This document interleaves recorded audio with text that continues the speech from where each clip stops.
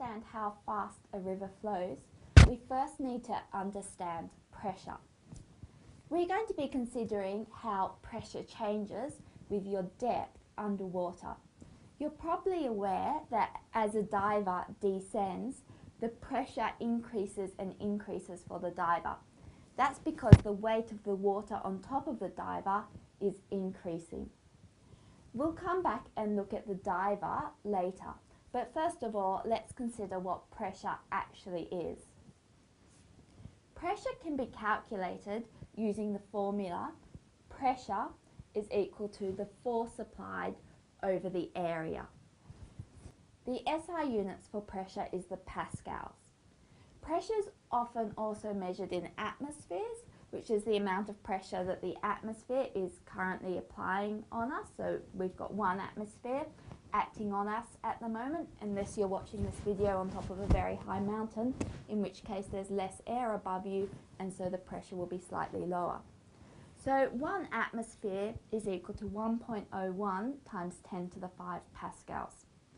Other units for pressure that you may occasionally come across are millimeters of mercury, which comes about because of how barometers traditionally worked. We'll be looking at that later as well. You also have bars, and sometimes you'll hear pounds per square inch, which is again just referring to the force. Americans tend to measure force as the force is a weight force, and the weight force is measured in pounds, and square inches is the area. An everyday example of where you may have experienced pressures is when people wear stilettos. When people are wearing nice flat shoes and walk along a soft floor, they tend not to mark the floor because their weight force is distributed over the whole surface area of their foot. However, if somebody dresses up and wears stilettos, they dramatically decrease the surface area over which that weight force is applied. And so stilettos apply a very high pressure on the floor, and this can cause the floor to be marked as somebody in stiletto shoes walks along it. Let's calculate now the pressure applied in these two cases.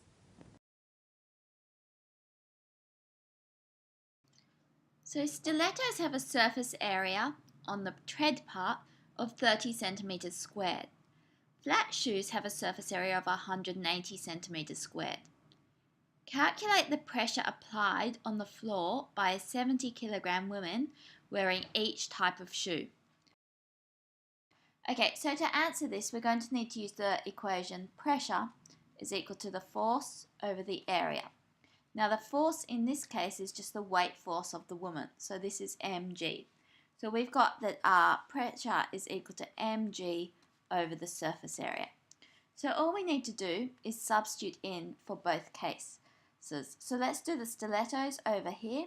The pressure is equal to the mass of the woman, which is 70 kilograms, times little g, the acceleration due to gravity, which is 9.8, over the surface area. Now we're trying to keep everything in SI units. So surface area has units of meters squared, and this is in centimeters squared. To get from centimeters to meters, we need to divide by 100. To get from centimeters squared to meters squared, we have to divide by 100 squared, which is equal to timesing by 10 to the minus 4. Because this is equal to 1 over 100 squared is 10 to the minus 4. So we can put this surface area as 30 times 10 to the minus 4. And so solving this one on our calculator, we get 2.29 times 10 to the 5 pascals. So that is quite a large pressure. That is a bit over double atmospheric pressure. So let's calculate for the flat shoes. In this case, pressure is equal to mg, which is 70 times 9.8 still, over the surface area, which is 180. And then to get it from centimeters squared to meters squared, we times by 10 to the minus 4. And solving this on the calculator, we get 0.38 times 10 to the 5 pascals. So much smaller. This one is around about 6 times smaller than that one.